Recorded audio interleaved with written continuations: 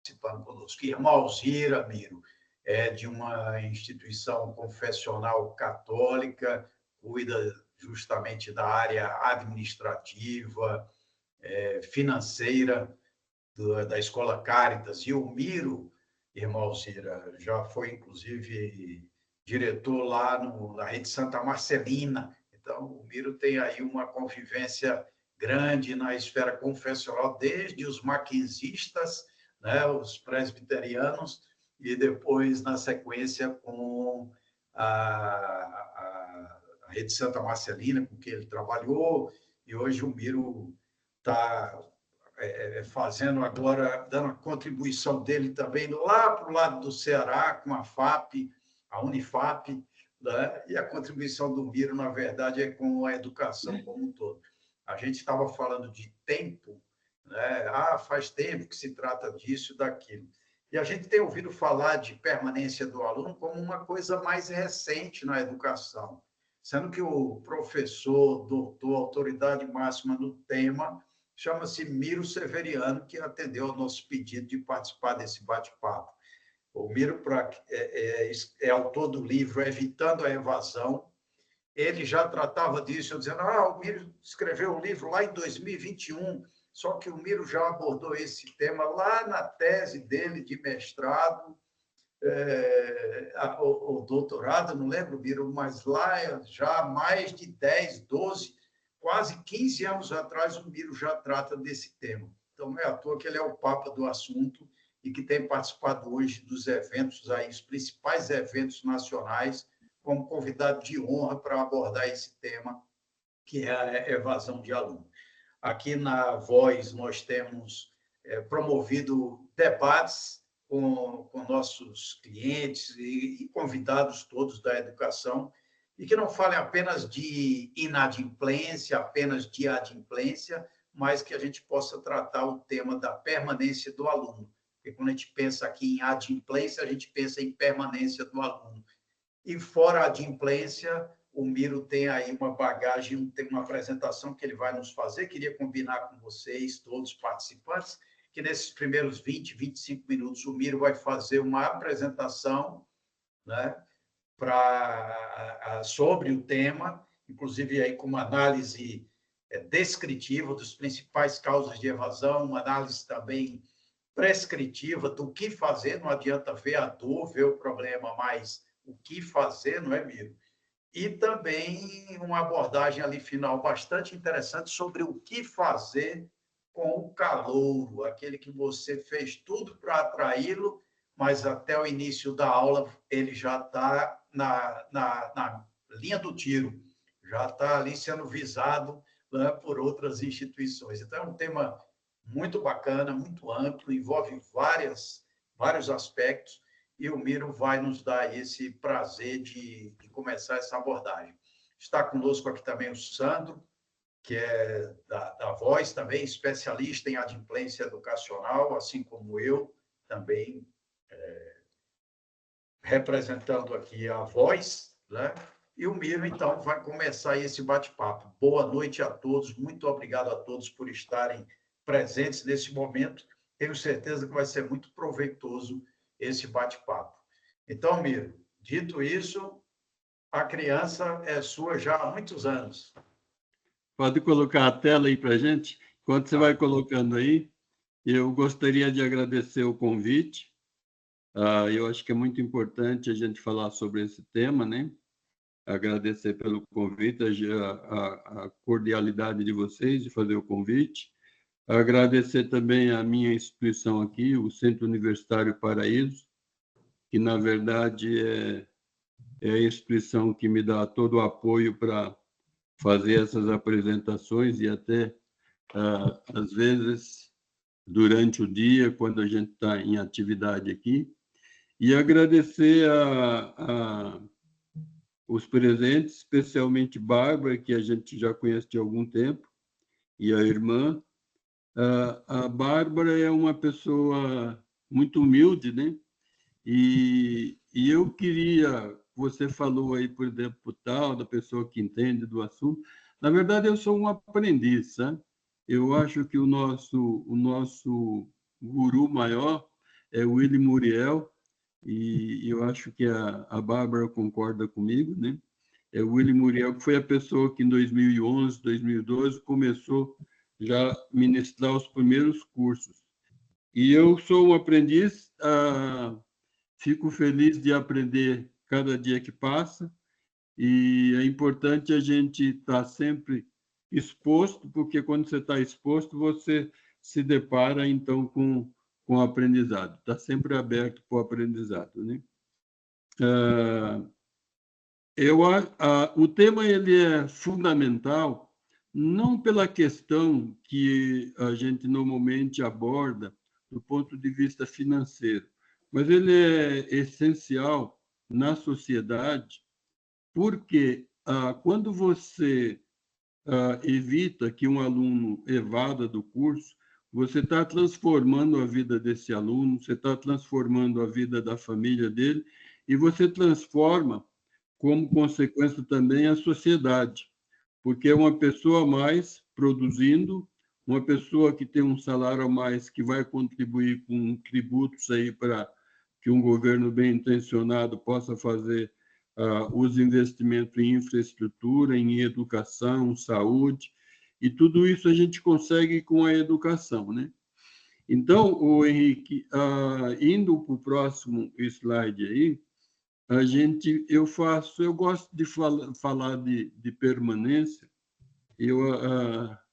Me perdoe se algumas vezes eu usar retenção, mas é que retenção, para mim, ela tem uma abordagem estratégica, não uma retenção no sentido forçado da palavra, tá? Então, o que eu gosto de fazer é colocar o contexto, né? Contexto brasileiro, contexto da evasão no Brasil. Por que não tínhamos a preocupação com a evasão até o ano 2000, né? E aí nós vamos verificar que nós estamos dentro de um contexto, começamos a discutir isso a partir do ano 2000, e quando a Bárbara fala que nós estamos 15 anos de atraso aí em relação à captação de alunos, é que no ano 2000, por exemplo, já começou a surgir o marketing educacional. Então, você pega o Wilson Diniz, que foi da FMU, depois ele foi para o Grupo Cruzeiro do Sul. No ano 2000, ele já começou a discutir a questão do marketing educacional, né? Então, a gente indo para o próximo slide, a gente vai responder por que, então, nós não nos preocupávamos com a permanência de alunos. Esse gráfico aqui ele é bastante ilustrativo, porque ele vem de 1960 até 1989.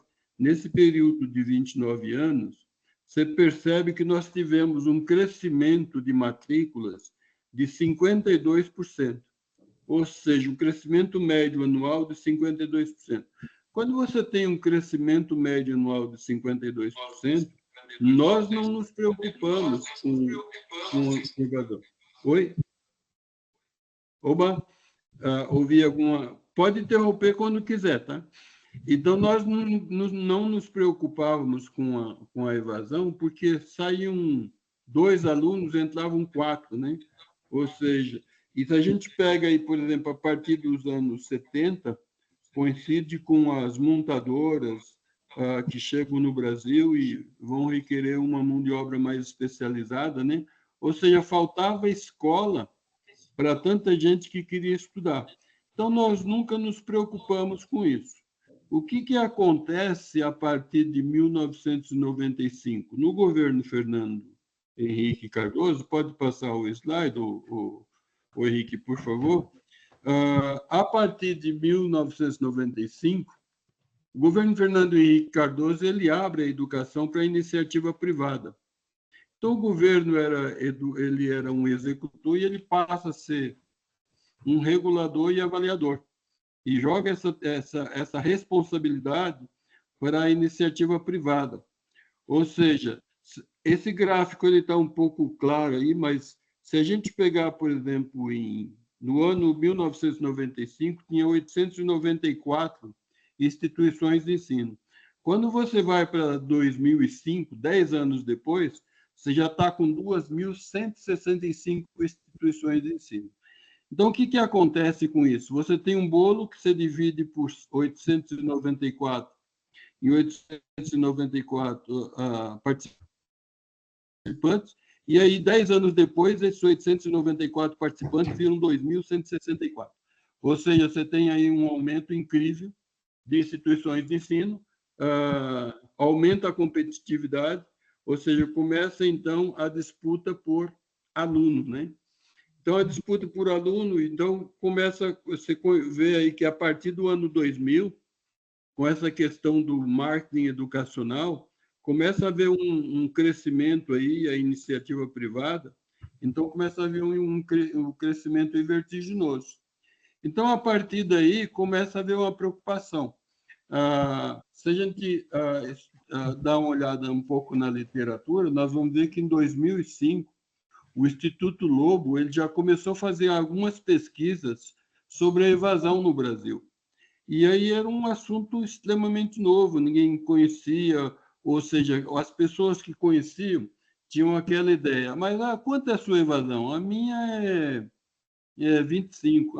Na minha é 15. Então, eu estou ótimo. Você está com 25, eu estou 15, estou ótimo. Então, havia esse conformismo, como se a evasão fosse algo natural, né?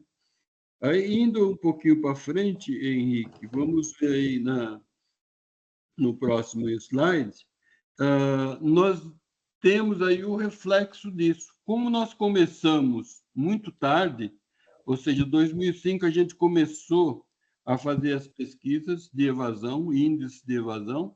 A partir de 2012, eu fui a uma apresentação do FENESP, e em 2012, a Universidade de São Camilo fez uma apresentação de um projeto que eles estavam fazendo lá de permanência de alunos. Então, o professor Paulo Eduardo Marcondes falou naquela ocasião? Falou, olha, na verdade, eu tenho aqui um percentual de que cada 100 que querem sair, eu consigo manter aqui comigo e reter 35%. E aí, na época, perguntaram, mas qual foi o investimento? Você está gastando muito com isso? Porque você nota, você gasta 6 vezes mais para captar do que para manter o aluno. Enquanto o aluno você está colocando possivelmente R$1 lá, você está gastando para captar 6, né? Uma proporção aí. Então, ele disse, não, eu não tô investindo nisso, eu estou pegando o pessoal que gosta de atendimento, que gosta de resolver problemas e estou utilizando essa mão de obra qualificada. Então, a gente percebe o seguinte, que como nós demoramos a entrar no radar, como nós teve um aumento vertiginoso do número de instituições de ensino, vieram as consequências também, porque esses anos 60 a ano 2000, a gente tem aí, por exemplo, uma carência de vagas muito grande e a qualidade não é boa. Então, o que isso acontece? Se a gente pegar, por exemplo, essa linha, essa parte vermelha, que é a taxa de desistência acumulada, você pegando aí 2010, 10 anos, 2010, 2019, você tem 59% de desistência acumulada, ou seja, praticamente de cada 100 alunos, 41 se formam, né? Aí você vai, por exemplo, para ano 2011, 2012, e praticamente fica na mesma faixa, né? Ou seja, aumentou um pouquinho aqui, 41% o verde aí que a gente está vendo é taxa de conclusão acumulada, né? E a gente convive com uma realidade que é essa, que eu não me conformo, e eu acho que nenhum brasileiro pode se conformar, de cada 100 alunos, só 40 se formam. E aí, qual é a responsabilidade que a gente tem nesse processo todo, né? Eu acredito que a gente tem uma responsabilidade grande, porque eu defendo sempre a ideia que nós temos uma missão. E essa missão de educar, a gente precisa educar aquele aluno que a gente recebe, não aquele que a gente gostaria de receber. Por que eu estou falando isso? Porque se você pegar a nossa cultura do corpo docente, é o seguinte, olha, esse aluno veio mal preparado, então essa turma não tem jeito. Então, não existe aquela preocupação, esse aluno veio mal preparado e eu tenho a responsabilidade agora de preparar esse aluno para que ele consiga percorrer os 4 anos universitários, ou 5 anos, ou 6 anos de medicina, desenvolvendo suas atividades com sucesso, para que saia no mercado de trabalho preparado, né? Então, aí eu acho que a nossa missão de educar ela é fundamental nesse papel que a gente tem, que é de receber esse aluno que não foi muito bem preparado no ensino básico e dar a ele as condições necessárias, propiciar a ele essas condições para que ele chegue ao mercado de trabalho. Então, quando a gente fala isso, obviamente, a gente começa a entrar num universo que é um universo inerente ao comportamento humano. E aí são o quê? As causas dessa evasão. Por que a gente tem tanta evasão no Brasil? Quais são essas causas, né? Na verdade, Henrique, pode passar o próximo slide, nós vamos mencionar aqui algumas causas e que é essa parte descritiva. Eu digo a você, olha, os alunos de primeira geração, eles são mais vulneráveis a evadir. Os alunos de segunda geração são menos, porque aí você nota o seguinte, de cada 100 alunos de primeira geração, 44 se formam. Só nivelando aqui o conceito, para quem não está familiarizado com o termo primeira geração, é o seguinte, primeira geração é aquele primeiro membro da família que está fazendo o curso superior. Ou seja, o garoto ou a garota ela vem para a universidade e o pai e a mãe não fizeram universidade ou curso superior. Então, aquela menina ou rapaz que veio para o curso superior é de primeira geração. Quando o pai ou a mãe já fizeram, o pai e a mãe fizeram curso superior, então essa pessoa já é de segunda geração. Então, por que isso esse fator é importante? Que a gente nota que aumenta, né? Quando você pega a primeira geração, 44 de 100 se formam. Quando você pega a segunda geração, 60 se formam. Então, nós vamos falar dessas causas, mas não vamos entrar na parte prescritiva, o que fazer, né? Porque nós vamos ter as mesmas causas nos próximos slides, e aí nós vamos debater um pouquinho possível solução. Então, escola pública. O Henrique, pode voltar um pouquinho, só para correr aquela parte lá? Então, escola pública, mais um pouquinho, a anterior, Henrique. A escola pública, por exemplo, é um fator, isso, está ótimo. Escola pública é um problema, ou seja, nem sempre as escolas públicas hoje preparam bem. Então, é um fator de evasão também. Jovem de baixa renda, necessidade de trabalho, perda de emprego, gravidez precoce ou não, escolha equivocada do curso, expectativa frustrada ao concurso, falta de núcleo de carreiras em estágio, ou seja, nós estamos preparando, mas precisamos também abrir um canal para esse aluno começar a trabalhar, né? Pode passar para a próxima. Essa lista, todos que estão nos ouvindo aqui, essa é uma lista que ela, na verdade, é uma lista exemplificativa, ela não é taxativa. Então, você tem, por exemplo, ou seja, ela é exemplificativa, vai ter várias outras, não é uma definitiva. Se você pegar a história da sua instituição, provavelmente vai ter causas lá que não estão aqui, tá? Então, por isso que é importante analisar a sua realidade. Então, dificuldade, a gente viu mais causas sociais nas anteriores, agora são mais comportamentais, ou seja, dificuldade de se relacionar com o professor. Pode ir passando, Henrique, pode correr todas. Currículo desatualizado e inflexível, núcleo de carreiras não encontra estágio, começou a faltar às aulas, não fez prova, está com dificuldade de aprender, não consegue falar com o coordenador demorou 2 semanas para avaliar a grade curricular, o curso é mais difícil do que imaginava. Pode ir, Henrique. Eu estou passando rápido, realmente, só porque o importante é a discussão que a gente vai ter depois, tá? Dificuldade... Henrique, pode virar? Virou? Pode virar, Henrique. Próximo. Então, vamos para 3 aí. Oba, não, acho que... voltando um pouquinho, Henrique. volta. Isso. Volta um a mais, Henrique. Volta mais. Pode voltar, volta. Não, volta. Voltando.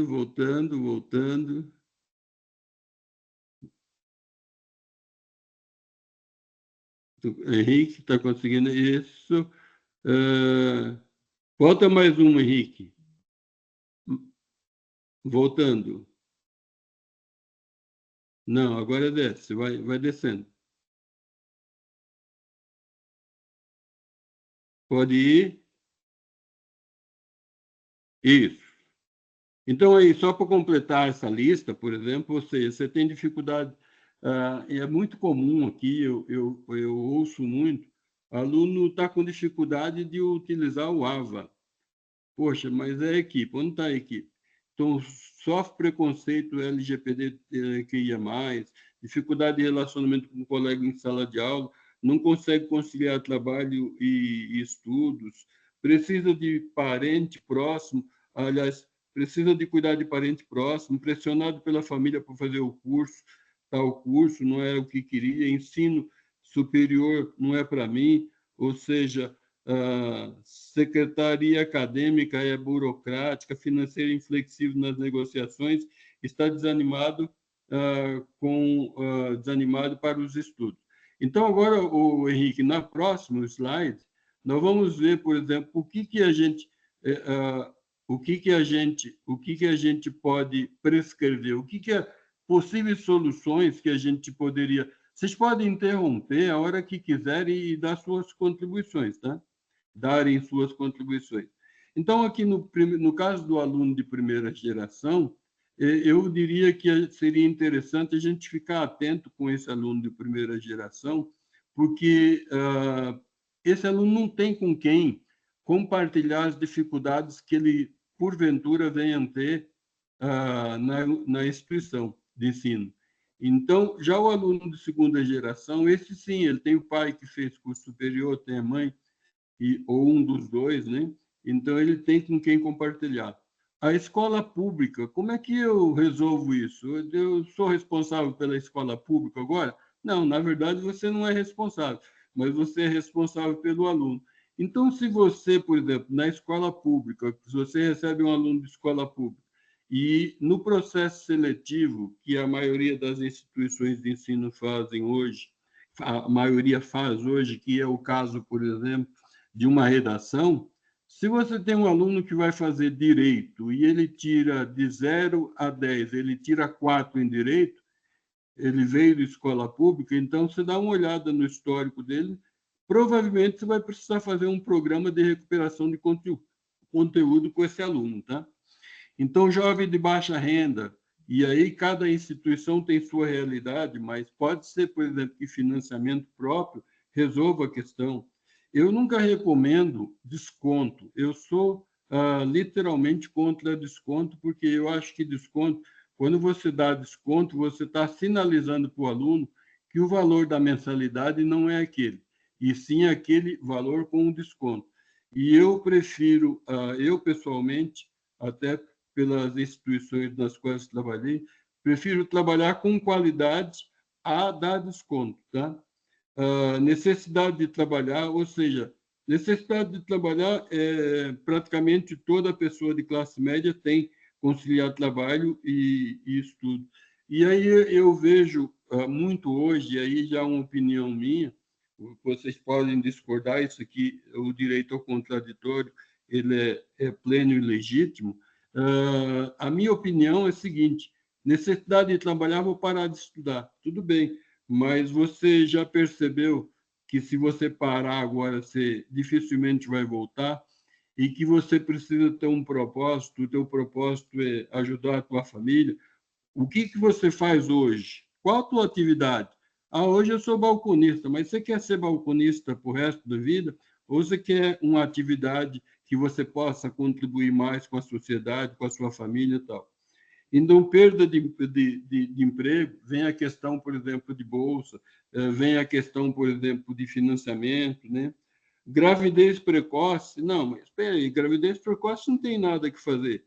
Tudo bem, você não tem nada que fazer depois do caso ocorrido, mas se você tiver conscientizar o seu aluno, e aí eu gosto de falar muito, por exemplo, daquela semana de recepção dos calouros, tá? Na semana de recepção dos calouros, você reúne todos os calouros numa sala ou num auditório e você coloca as expectativas que você tem sobre esses alunos e o que a instituição está oferecendo para ele, ou seja, é o engajamento do lado da instituição e o engajamento do lado do aluno. Então, com você tendo essa responsabilidade, tendo essa preocupação, provavelmente você vai conscientizar um pouco mais a juventude da importância de fazer o curso superior, tá? Então, a escolha equivocada do curso, ela ocorre basicamente porque nós temos uma faixa etária aí, jovem, que ainda está em fase de afirmação, então é normal, ou seja, eu quero fazer engenharia. Depois que eu conheço engenharia, eu não quero mais, porque eu já percebi que é muito cálculo. Então, como é que a gente resolve isso? Provavelmente com uma visita guiada, né, desse aluno com o coordenador do curso. E aí a gente vai falar posteriormente de medidas que a gente pode tomar para evitar que o calouro, que faz matrícula agora em novembro e dezembro, e vai começar a aula em fevereiro, ele a gente evite que ele venha a evadir. Ou seja, você arrumando atividades para esse aluno, e uma delas é a visita guiada, né? Expectativa frustrada do curso, ou seja, já pensamos, por exemplo, em quando você faz o processo vestibular, fazer um teste psicológico, psicotécnico aí, para saber se realmente é aquela tendência que o aluno quer na vida dele.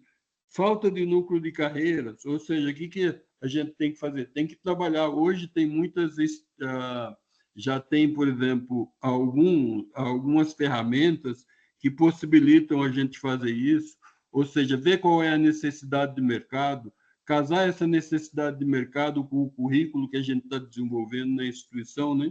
Pode virar, Henrique, por favor. Henrique, vai controlando meu tempo aí, nós combinamos 25 minutos, né? Quanto tempo temos ainda?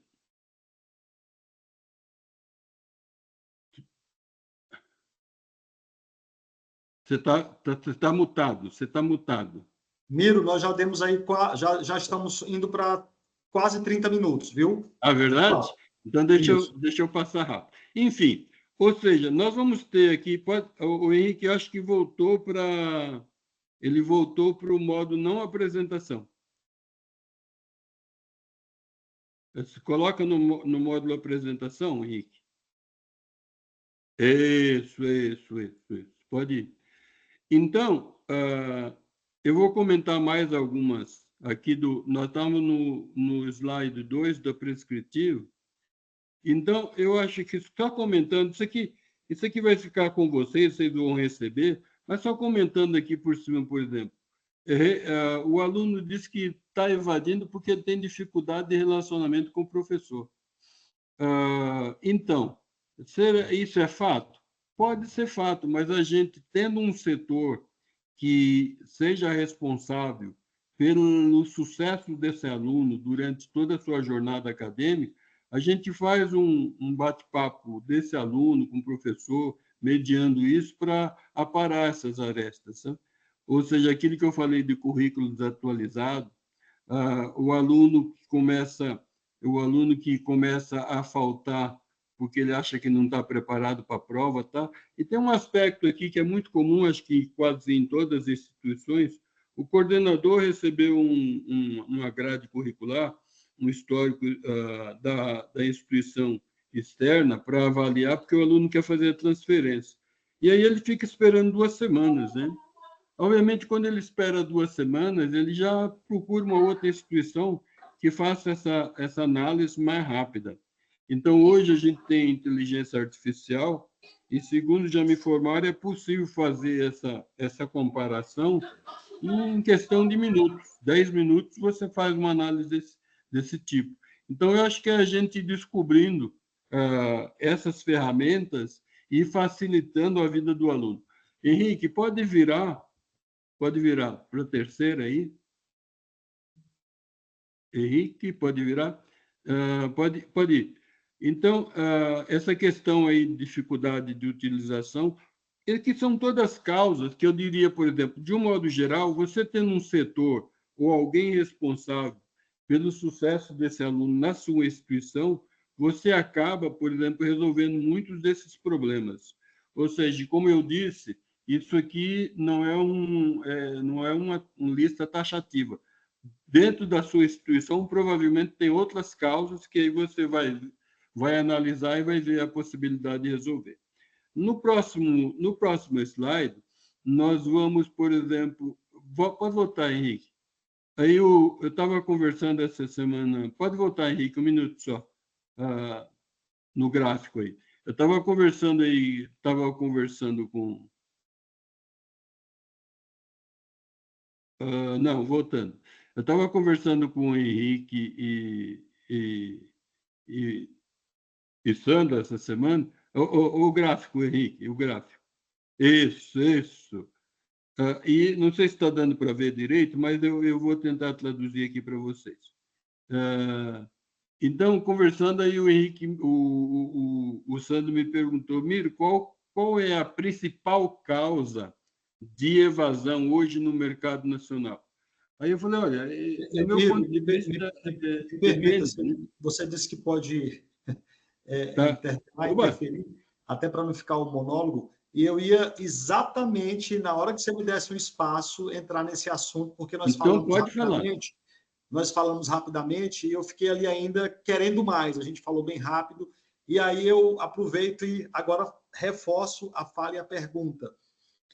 Boa noite a todos. Eu falava com o Miro, mas foi rápido, se ele poderia, assim, colocar para nós num grau de relevância quais são as principais causas que levam a essa evasão, né? Os principais causadores desse impacto aí da não permanência do aluno na instituição. Eu queria ter essa visão, Miro. Tem essa... Eu posso colocar primeiro, segundo, terceiro, quarto, quinto, terceiro lugar, esse é o ranking dos motivadores. Como é que é isso, Miro? A gente falou rapidamente, mas não ficou claro para mim. Eu ia perguntar isso agora. Então, aqui, pegando a resposta que eu dei para você naquela ocasião e falando um pouquinho mais agora em cima de dados concretos aqui, seguinte, eu vejo que depende muito de instituição para instituição. Eu vou citar as instituições pelas quais eu passei. Passei pelo Mackenzie, então você tem um nicho de aluno onde, basicamente, você tem classe A e B. Você tem C, D, que normalmente vem com ProUni e vem com FIES também, né? E tem, quando você tem esses fatores, você já altera. Você pega uma instituição, por exemplo, acho que vai cair, mas não caiu. Quando você tem uma instituição que ela pratica descontos, provavelmente a causa financeira não será a principal. Deixa eu desligar aqui para evitar esse barulho. Então, quando você pega, por exemplo, uma instituição que ela pratica desconto de 30%, 40%, provavelmente ela vai ter um fator financeiro aí menos preponderante. Eu peguei aqui, só para vocês terem uma ideia, de 249 alunos, olha a quantidade que alegou, por exemplo, 30% dos alunos, 75 desses 249, sem tempo para estudar. Então, sem tempo para estudar, a leitura que eu faço é sem propósito de estudar. Porque, por exemplo, quando você fez a matrícula, você, aluno, fez a matrícula, você já sabia que você tinha um tempo para você estudar, que você precisaria se dedicar. E aí, depois, quando você alega, é que aquele propósito de fazer o curso superior ele não estava tão firme. Então, você nota aí que o financeiro ele vem no segundo lugar com 13%, né? Você tem mudança de instituição, que essa mudança de instituição não diz muita coisa, mas quando você olha as fichas, normalmente é por preço, tá? Ou seja, ele está saindo daqui porque ele encontrou um preço mais baixo, né? Você tem questão de saúde extremamente relevante, 12%, enfermidade psicológica, né? Mudança de localidade, ou seja, mudança de cidade, não se identificou com o curso, ou seja, não se identificou com o curso, a gente sabe que poderia ter sido resolvido isso com a visita guiada, né?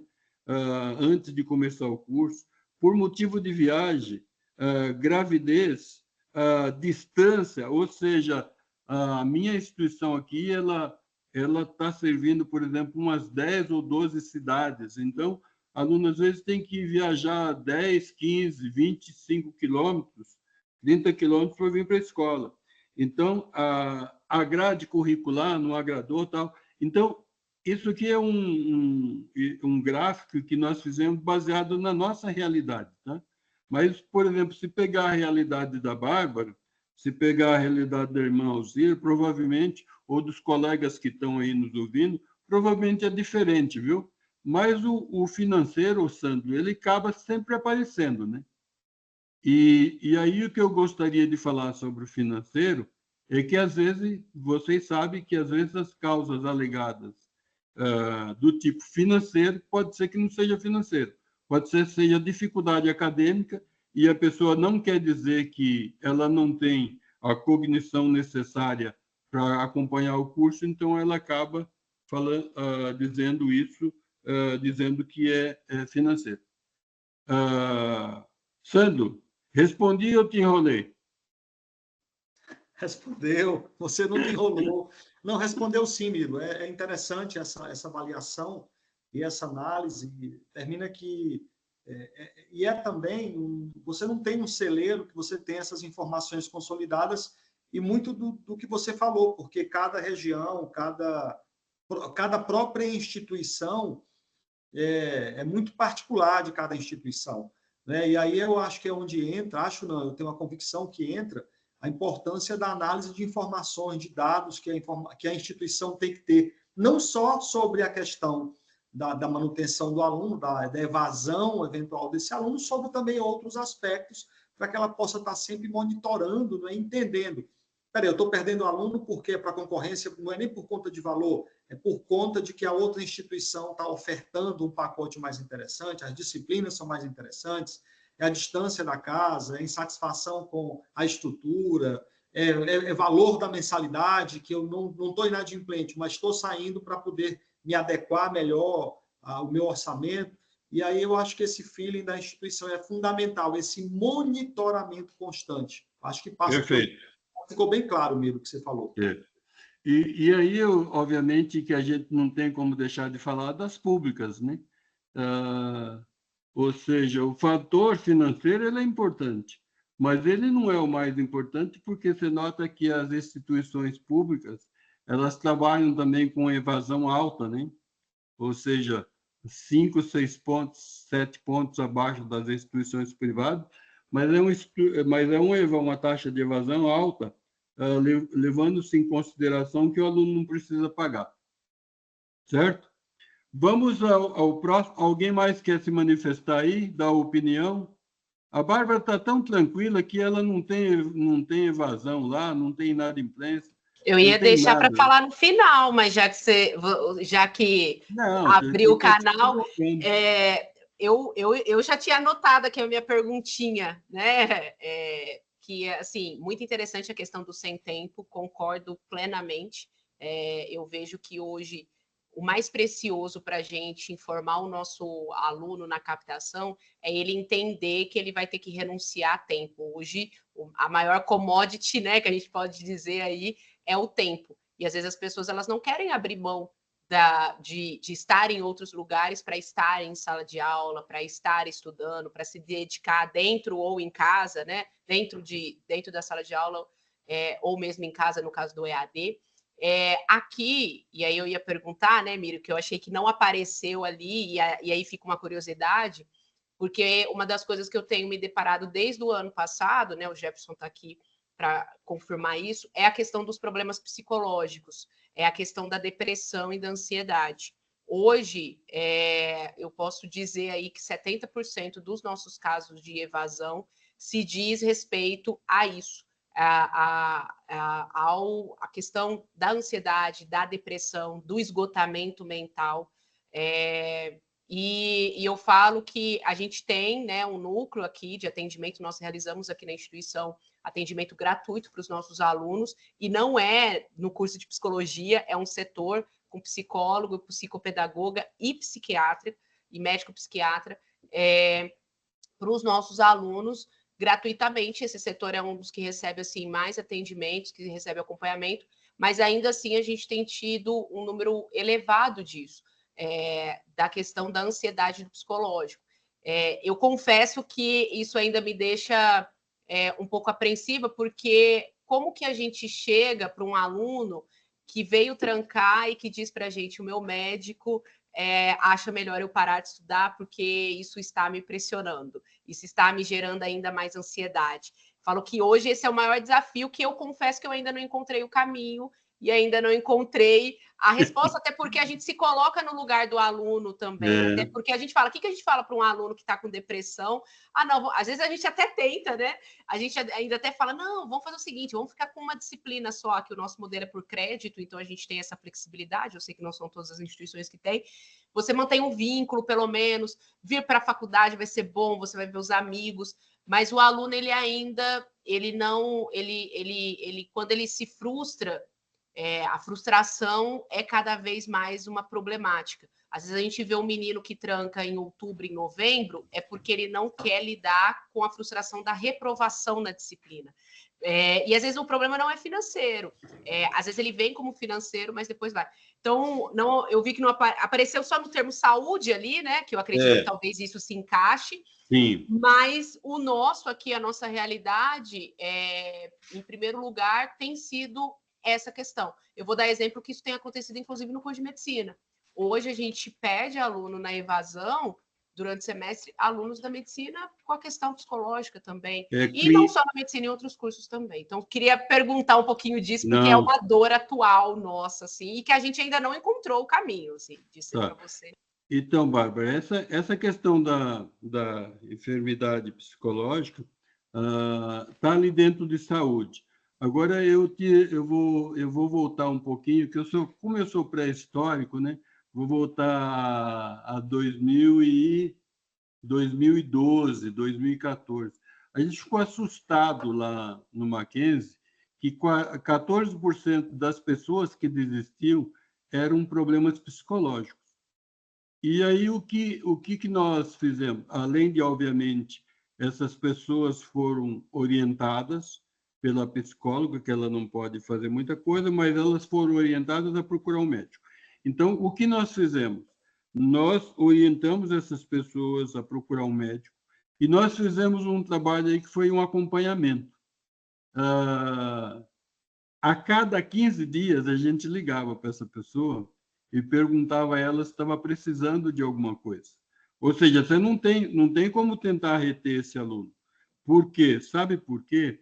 Porque eu peguei um caso já no Santa Marcelina, conversei com uma aluna que ela falou, olha, antes de vir para cá, eu entrei na frente de um carro. Eu não estava querendo vir para a escola.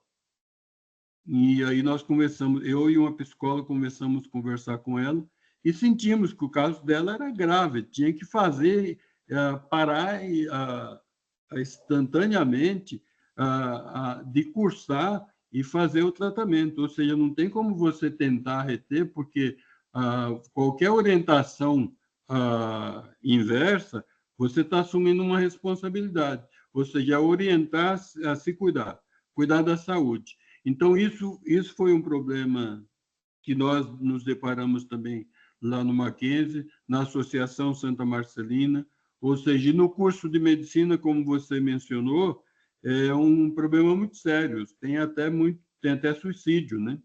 Então, tem que tomar muito cuidado quando tem os primeiros sintomas de uma situação dessa, você orientar, procurar um médico e acompanhar. O que a gente fez, até por uma questão de solidariedade e humanismo, é ligar para a pessoa, ficava ligando cada 15 dias, e aí depois elas apareciam, agora o médico falou que já está pronta, tal. Então, a gente criava até uma aproximação, sabe? Aproveitava o problema e criava uma oportunidade para se aproximar mais da pessoa. Então, é isso. Mais alguém? Henrique, vamos ser super rápido agora para a gente terminar. Como mitigar, por exemplo... Oi, perdão. Miro, Sandro, eu agradeço. Bárbara, eu agradeço pela contribuição. Eu te confesso que esses anos todos lidando com a educação, falando de evasão, de vários aspectos, claro que a nossa visão está muito mais focada ali no fluxo de caixa, no financeiro, mas nós navegamos sobre a gestão como um todo para entender o conjunto, porque você não pensa a educação isoladamente, mas eu te confesso que no meu radar isso não tinha entrado ainda sobre a questão dos problemas psicológicos. A gente vê ali saúde, mas não de forma tão clara, e uma excelente contribuição. Muito obrigado. É por isso, Miro, que você falou dela mesmo. Muito perspicaz, porque está fora do radar, dos radares, de um modo geral das instituições. Eu ouço falar de muitos aspectos, mas não ouço falar sobre isso, e merece uma atenção especial. Obrigado, Bárbara, obrigado. De nada, e na verdade eu faço destaque disso, Sandro, e na verdade às vezes o pessoal nem tem o radar ainda, é porque eles não fazem o trabalho muitas vezes da permanência aprofundado, que é o atendimento ao aluno. Eu falo aqui que cada aluno que sai, a gente efetivamente conversa com ele. E aí é muito engraçado porque ele coloca um motivo financeiro, muitas vezes, mas na hora que você vai conversar com ele, ele te conta a verdade. Ele vem mascarado como um financeiro ou como um outro problema qualquer, né? E aí eu lidei com um caso recentemente, o aluno ele falou, eu não estou com dinheiro para comprar a medicação. E aí ou eu pagar a faculdade ou comprar a medicação que eu preciso tomar para ansiedade, para depressão. Então, a gente vai lidando com um novo... Eu falo que aqui a gente está lidando com um novo desafio, porque a gente já vem há algum tempo trabalhando, né? Então, todos esses... Mas eu achei interessantíssima a descrição do Miro, né? De todos os motivos. Eu acho que é enriquecedora essa listinha. Eu até printei aqui já, apesar que a gente vai receber o material, porque eu acho que a gente tem que se aprofundar cada vez mais nas temáticas. E quanto mais as instituições se aprofundarem mesmo, elas vão ver que muitas vezes... no final, óbvio, o financeiro, só que eu costumo sempre dizer, eu falo, gente, o financeiro até que não é difícil da gente resolver muitas vezes, né? Porque a gente tem a voz aí com as alternativas, a gente tem soluções, mas a questão ainda da saúde mental é uma coisa que a gente ainda não encontrou e logo pode se tornar uma dor também. E o financeiro, por mais que eventualmente, momentaneamente, ele não consiga, mas você tem solução. O psicológico não tem. Quer dizer, no curto prazo pode não ter solução. É uma incerteza total. Por exemplo, falando do aspecto psicológico, né? Eu não sei se a irmã Alzira está aí ainda, mas uma das coisas, e a Bárbara também é uma pessoa muito espiritualizada, a questão, o Sandro e ouvintes aqui que estão nos ouvindo, é a seguinte: foi feita uma pesquisa nas universidades americanas por um autor chamado Alexander Astin, que ele diz assim, cultivando o espírito. Independentemente de religião, mas espiritualidade, abordando a espiritualidade, a crença que a pessoa tinha, seja na natureza, seja nos fenômenos naturais, seja no Deus que ele acreditava, é o seguinte, aquelas pessoas espiritualizadas, elas estavam menos vulneráveis a esses problemas da sociedade moderna de hoje e tinham uma taxa de permanência bem mais alta do que aquelas pessoas menos espiritualizadas. Então, isso aí eu acho que é um aspecto muito interessante, que é você agradecer pelo que você tem e não ficar com o olho gordo em cima daquilo que você não tem e não vai conseguir tão breve.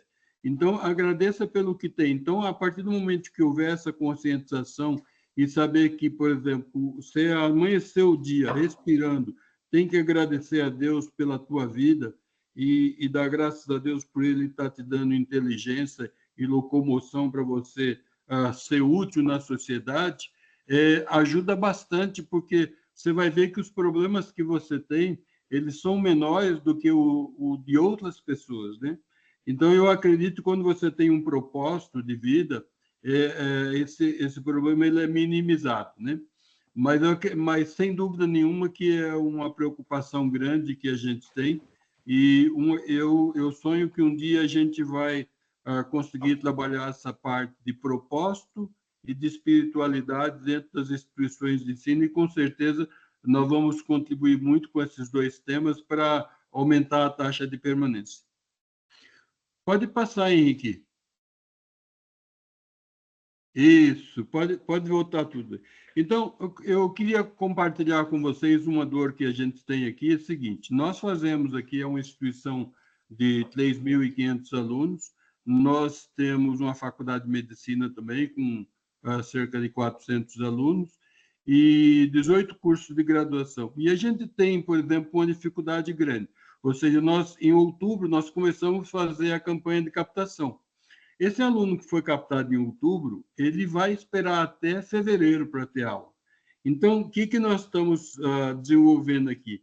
Uma circular que ela vai ser enviada semanalmente. A gente tem informações de instituições que faz até diariamente esse envio. A gente está pensando em mandar semanalmente uma circular informando sobre o curso, informando as palestras que terão sobre aquele curso, para manter esse aluno antenado com a instituição. Nós já estamos entregando no ato da matrícula desse aluno uma carteirinha de estudante para ele, para que ele acesse a biblioteca e acesse a instituição a hora que ele quiser. Tá? Pode ir para frente, Henrique, até a sexta, me parece. Convidar, sim, quinta. Não, até pode voltar. Isso. Convidar o calouro para assistir palestras, né, relacionadas ao curso que ele escolheu, enviar carta de solicitação. Eu fiz um curso, por exemplo, de aniversário, eu fiz um curso por IAD, uma graduação de 4 anos, e quando eu tirava uma nota acima de 8,5, recebi uma carta de felicitação, dizendo que era importante, que estava elevando o nome da instituição, que estava honrando a instituição. Isso é importante para o aluno, ou seja, o desenvolvimento desse relacionamento ele é fundamental. Desenvolver atividades relacionadas por exemplo, vamos dizer que você recebeu aí 400 alunos e fez uma seleção, dos alunos com nota entre 4 e 6. Bom, vamos pegar, então, por exemplo, preparar algumas disciplinas, português, matemática, sei lá, de acordo com a necessidade desse aluno. Você coloca, hoje você tem facilidade, coloca isso online, e o aluno ele acessa, pode ver, rever, fazer os exercícios, e ele tem uma pontuação que vai servir depois como atividades complementares para ele. Então, observe, o aluno nem está estudando ainda, mas ele já está adiantando o currículo dele, sabe? Então, isso é o tipo de coisa que é possível de fazer. Pode passar, Henrique, temos mais 5 itens e aí a gente volta discutindo. A gente conseguiu aqui, eu acho que muitas instituições conseguiram, uma liberação da Microsoft de uma licença do 365. Ou seja, todo aluno que entra aqui, ele tem uma licença do 365. Então, a gente antes esperava esse aluno começar a cursar para liberar para ele. Agora, nós já estamos liberando essa licença já como aluno matriculado que vai esperar 4, 5 meses para começar a estudar. E uma licença dessa, a gente sabe que tem um custo anual de cerca de R$400, né, por ano, né? Nós também estamos organizando, ou seja, a cada 25 alunos matriculados num determinado curso, nós convidamos esses alunos aí para fazer uma visita de manhã ou à tarde, organiza um melhor horário, ele faz uma visita guiada por um coordenador, e aí a gente serve lanche e tal, ou seja, cativar esse aluno, né? Organizar campeonatos desses calouros, ou seja, A parte esportiva, ela desenvolve o sentido de pertencimento muito grande. Então, é importante você já ir mobilizando, por exemplo, esse aluno, para ele desenvolvendo esse sentido de pertencimento pela instituição, né? Acesso às palestras online, ou seja, hoje nós temos muitas palestras sobre o hábito de estudar, como programar os seus estudos, quanto tempo você vai se dedicar, que local você vai estudar, um local tranquilo, que não tenha barulho, não tenha interferência de ruídos, né? E por último aqui, mas não menos importante, é, por exemplo, você contar a história da sua instituição. Cada instituição tem uma história de orgulho, né? Porque você percebe que para ter sobrevivido até os dias de hoje é porque você tem uma missão e faz um trabalho de qualidade. E os alunos gostam de estar vinculados a essas histórias de sucesso, né? Ou seja, essa instituição, ela até hoje, ela formou fulano, cicrano, que hoje estão em situações, estão em postos de trabalhos com destaque, então eu também posso ser um deles, né?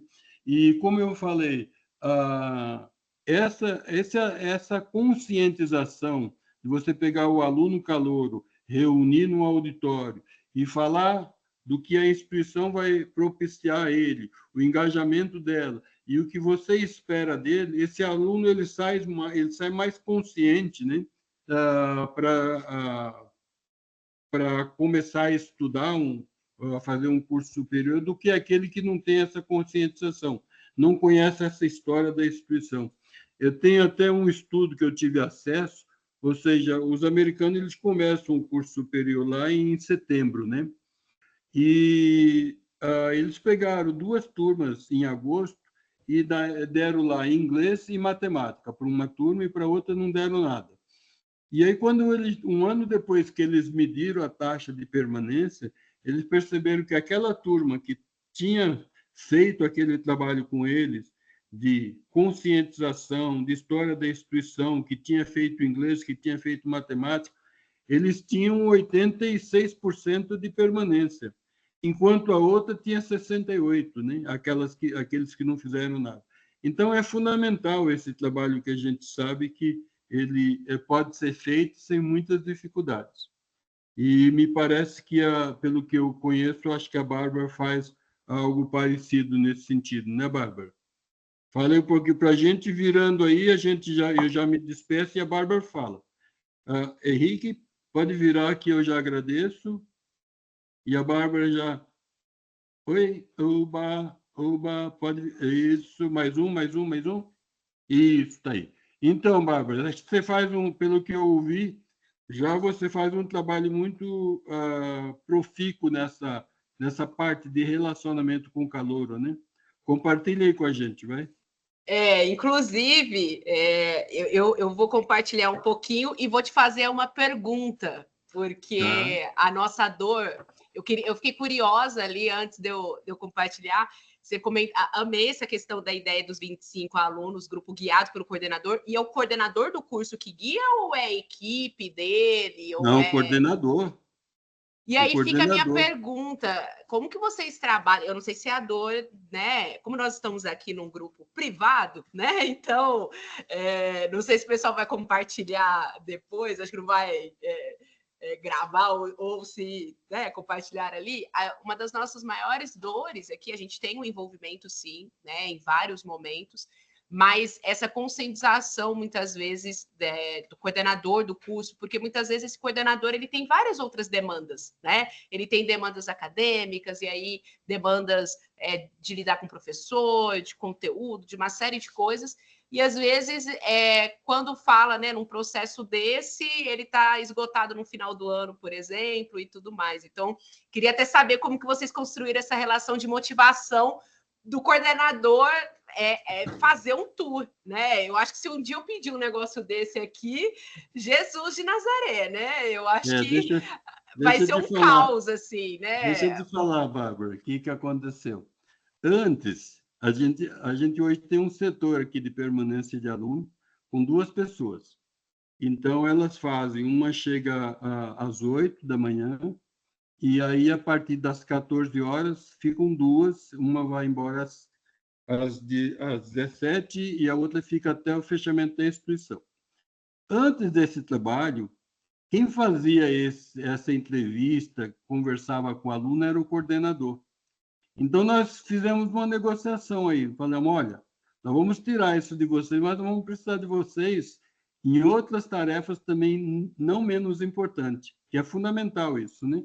Porque a gente mostrou que, por exemplo, quando o aluno alega não era o curso que eu estava esperando, curso superior é mais difícil do que eu imaginava, é um processo natural, porque a gente leva em consideração a idade dele, mas era algo que poderia ser evitado. Ou seja, com essa visita agora que a gente está acertando, comercial e acadêmico, de receber esses alunos, então, já está havendo essa conscientização, que o esforço não é só nosso. Nosso que eu digo porque eu estou na parte financeira, tá? E esse setor fica na parte financeira, como poderia estar no marketing também, se o marketing quisesse assumir. Ou em qualquer setor, independentemente se é financeiro, se é marketing, se é comercial, desde que a pessoa conheça um pouco e tenha disposição para aprender.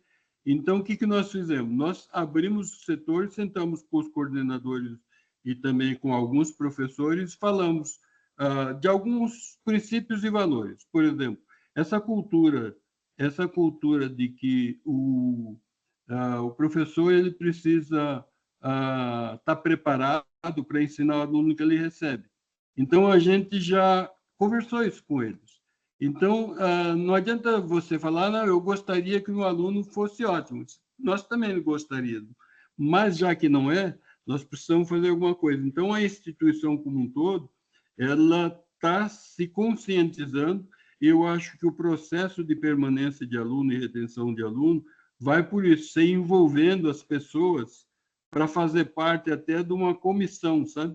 Uma comissão e, posteriormente, um conselho gestor, onde esses assuntos sejam discutidos semanalmente.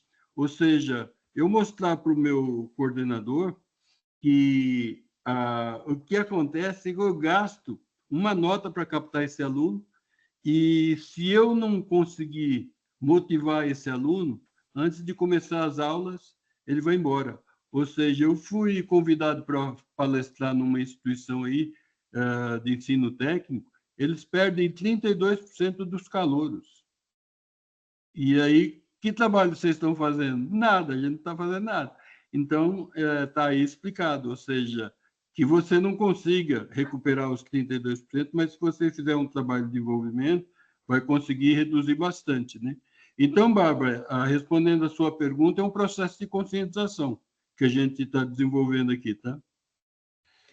Miro, me escuta? Diga.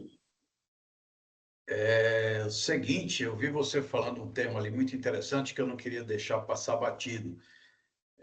Você falava que não é favorável a descontos, que você é a favor de qualidade, né? E entre os vários tópicos que você colocou de evasão, a inadimplência também estava ali dentro do ranking, numa participação muito forte também. E eu quero trazer exatamente esse tema de qualidade para o que a gente que anda em instituições aí em todo o Brasil tem acompanhado.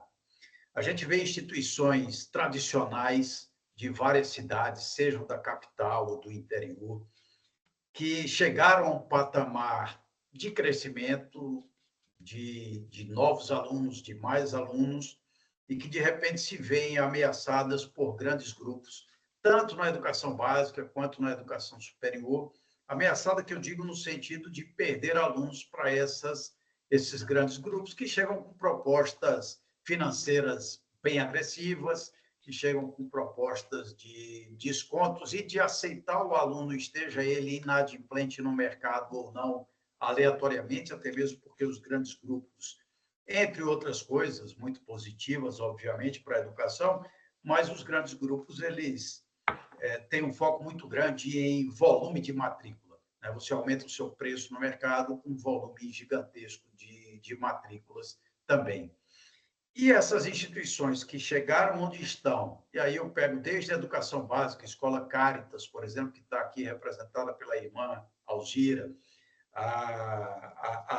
as faculdades que vocês representam, tanto a Bárbara quanto o próprio Miro, as universidades que representam, que são grandes, boas, mas, obviamente, em termos de tamanho, não se compara aos grandes grupos. E o que os trouxeram até aqui, acima de tudo, foi qualidade, foram os valores, são as boas práticas, são a qualidade no tratamento, a qualidade do ensino, a qualidade de tudo isso que se discute. E quando você começa a tentar competir com um grande grupo, dando desconto, sendo tolerante com inadimplência, comprometendo a qualidade daquilo que te trouxe aqui, é um passo muito curto para cair num abismo profundo.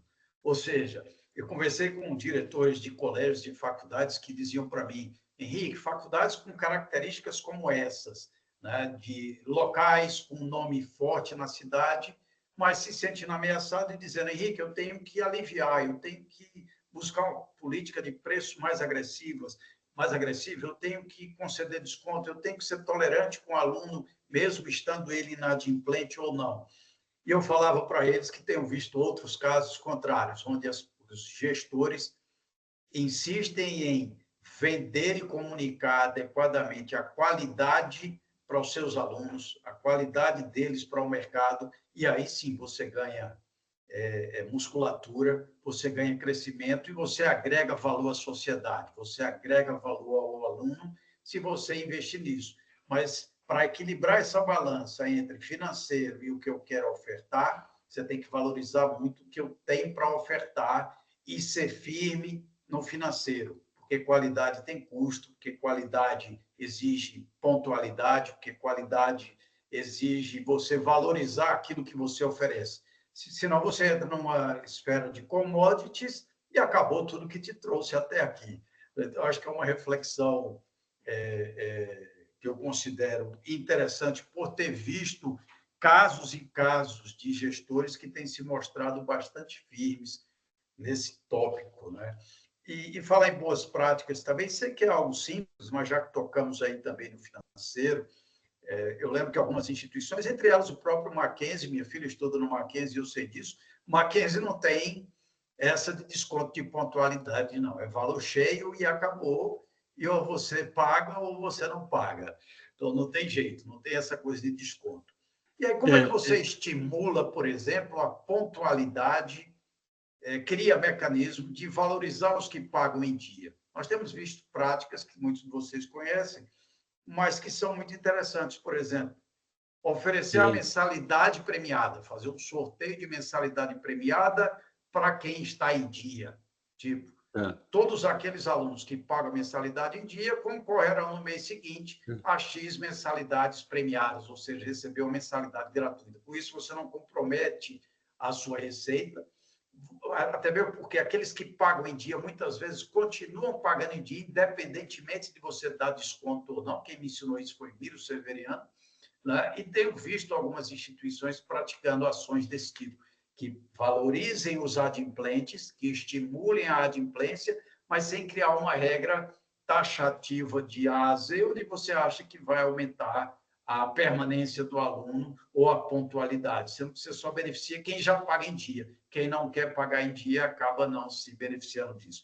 Abri um pouquinho o leque aqui, Miro, sei que já estamos aí chegando no final, mas queria reforçar esse estímulo, esse incentivo à qualidade. É isso que vai levar instituições longe. Eu respeito, o Henrique, eu respeito as pessoas que utilizam o recurso da pontualidade, mas eu vejo que no mundo e no mundo corporativo tem um negócio chamado cultura. E a cultura, você vai moldando essa cultura de acordo com o que você acha que é positivo. Então, só rapidinho aqui, sem me alongar muito, em 93, o Lou Gerstner, que era um executivo da Nabisco e da American Express Card, ele foi convidado para tocar a IBM e, em princípio, ele recebeu 3 convites e não aceitou. No quarto, falaram, olha, se você não aceitar, a gente vai falar com o Bill Clinton para falar com você. Ele aceitou.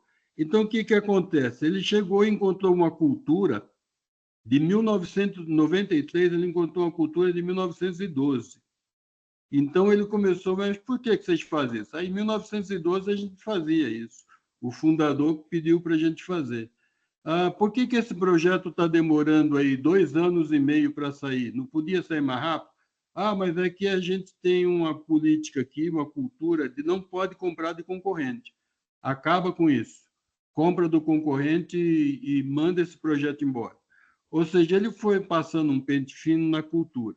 Chegou a Microsoft, por exemplo, o Satya Nadella assumiu a Microsoft em 2014. Ele chegou, encontrou, por exemplo, um corpo de executivo que achava que sabia tudo. E aí esses caras eram mentalidade fixa e não de desenvolvimento, e quem leu o Mindset sabe do que eu estou falando. Então ele falou, não, vocês têm que abrir a cabeça para o mercado. Ou seja, essa cultura, agora eu vou trazer para o campo nosso. Por exemplo, quando nós chegamos no Mackenzie, em 98, tinha uma inadimplência de 17%.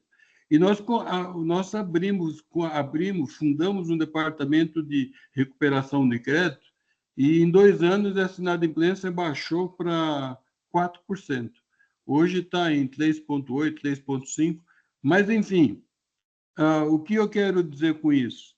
Nós desenvolvemos uma cultura de que 2 dias depois do vencimento já ligava. Uma semana depois ligava novamente e ia ligando seguidamente até o aluno se movimentar. O que a gente percebeu lá por volta 4 anos, 5 anos depois? Nós desenvolvemos uma cultura que era a seguinte, você precisa ser pontual. Nós prestamos nosso serviço, mas você precisa ser pontual. Porque se você não for pontual, eu vou te lembrar que você precisa pagar. Então, nós começamos a verificar, o vencimento era dia 10, até o dia 9, tinha 34% das mensalidades pagas.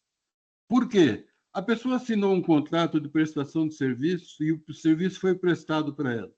Ela recebe no dia 5 ou 5º dia útil, que seja, ela já sabe que ela tem um compromisso dia 10, ela vai lá e paga, entendeu? Então, nós desenvolvemos a cultura de cobrar. E o desenvolvimento dessa cultura fez com que a gente recebesse no dia 9, antes do vencimento, 34% das mensalidades. E aí chegava no dia 10, você recebia os restantes, e você ficava com 4%, 5% aí para administrar durante o mês, fazendo ligações. Então, eu acredito muito na cultura, a cultura que você quer empreender. Então, você tendo uma cultura que você valoriza, por exemplo, a pontualidade, que você valoriza a qualidade do teu serviço, porque muitas vezes as pessoas falam, mas a permanência, eu não posso segurar o aluno. Peraí, você não pode segurar o aluno, mas você pode prestar um serviço de qualidade e incentivar esse aluno a permanecer com você. Você pode encantar esse aluno em sala de aula. Você pode prestar o melhor serviço administrativo de secretaria acadêmica. Então, você pode encantar. Se você encanta esse aluno, você está cumprindo a tua missão.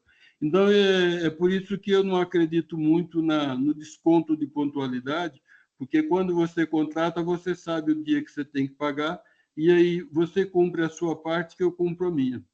Entendeu? É basicamente isso que eu faço. Mas eu respeito quem faz a pontualidade e acha que ela tem uma função.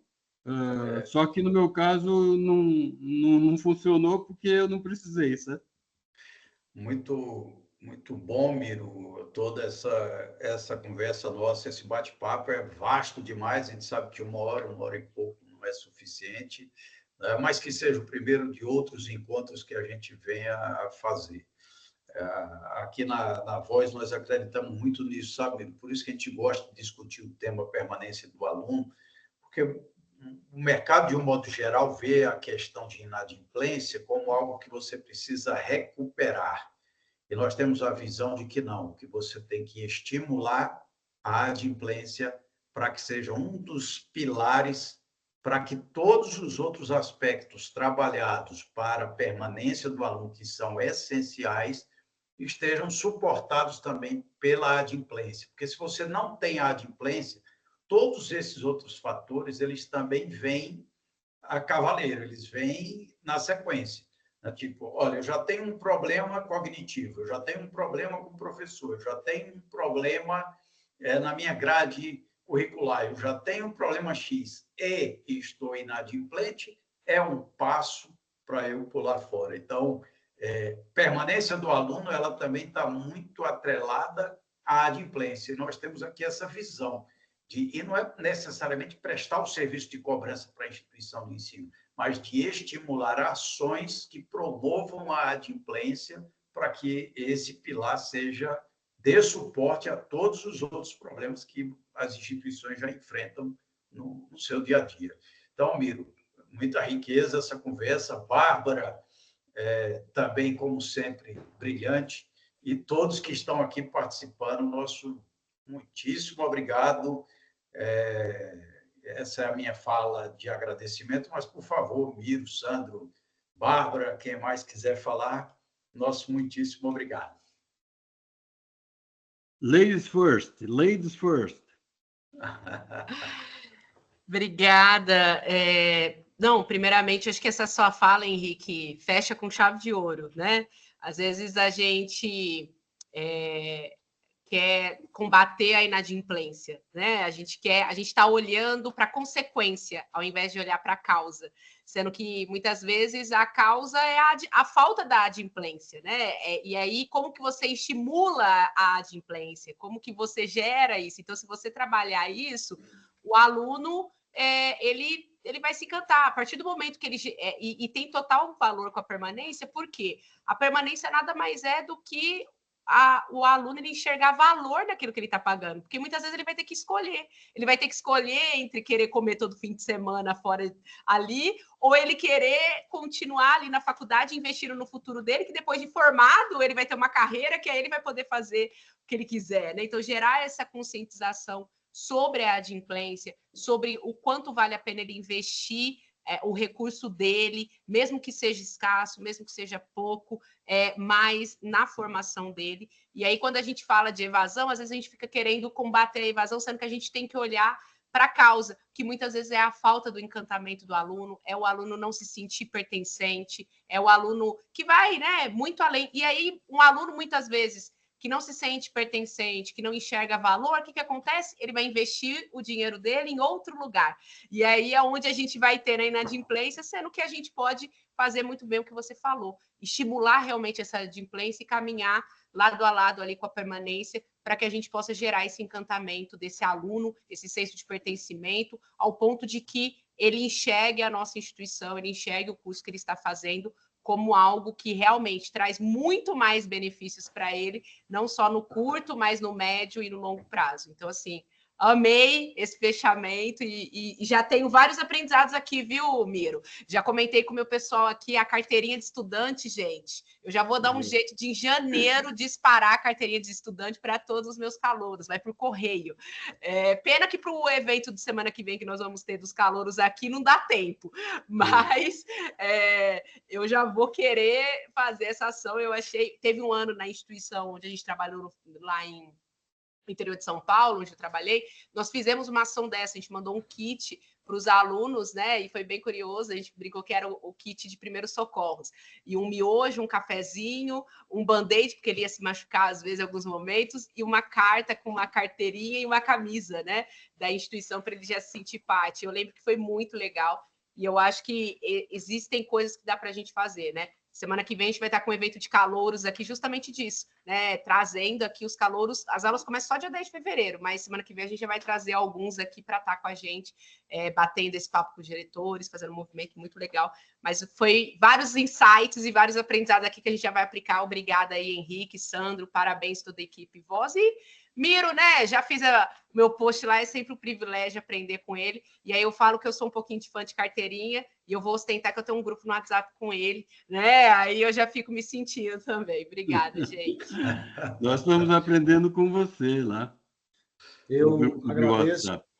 Eu agradeço, Miro, a sua participação, sempre está de prontidão aí e pronto para contribuir com esse tema, com os temas relacionados à educação. Agradeço a participação de todos aí, quietinhos, caladinhos, mas espero que tenha sido válido de alguma forma. Para mim foi, é sempre um aprendizado. Obrigado, Bárbara. E obrigado, Henrique. Quero dizer, Bárbara, que se é porque foi o seu primeiro podcast, eu fico imaginando quando tiver isso aí numa linha de produção, Miro, porque ela quebrou tudo à vontade, natural e falando. Parabéns, viu? E vamos programar outras edições de mais podcasts aí para nós aprimorarmos. Obrigado a todos. Sandro, Deus, é que você obrigado. não acompanha. É que você não acompanha, mas eu convido você a acompanhar o Instagram dela. Ela é mediadora de políticos mineiros. Você imagina, político mineiro, ele é um desafio para a natureza humana, né? Tancredo Neves é de lá. E ela é mediadora de políticos mineiros, faz os debates lá na Bárbara, faculdade. já me passa aí. Bárbara do que no Instagram? Já estou. Bárbara Nascimento. Não, mas eu vou mandar o link dos debates para ele. Meu Instagram não está tão público, não. Eu não sou blogueira, não, Sandra. Eu sou bem privada. Mas é que eu andei compartilhando na época dos debates, aí o Miro acompanhou. Mas eu vou te mandar depois o conteúdo dos nossos debates. Manda, por gentileza. Obrigado. Muito legal. Obrigado, gente. Henrique. Sandro, eu vou só, na última palavra aqui, primeiro agradecer novamente vocês, agradecer aos que ficaram com a gente até agora. E eu queria deixar uma mensagem final, que é a seguinte: não tema, não hesite em fazer as ações para atender bem o aluno, que você vai sentir o resultado já na semana seguinte. Não estou nem falando no mês seguinte, na semana seguinte. Então, essas iniciativas como a sua, a do Willy Muriel, do Fred Silveira, Semesp, ou seja, de outros, Júlio Borba, que trazem esse assunto à tona, é de uma extrema importância para a sociedade. Ou seja, eu até falo que as instituições elas precisam incentivar mais os projetos de desenvolvimento de projetos de permanência de aluno. Ou seja, na hora de fazer o TCC, estimula os alunos a trabalhar esse tema. Tá bom? Então, obrigado a todos e um abraço e felicidades, tá? Obrigado a todos. Tchau.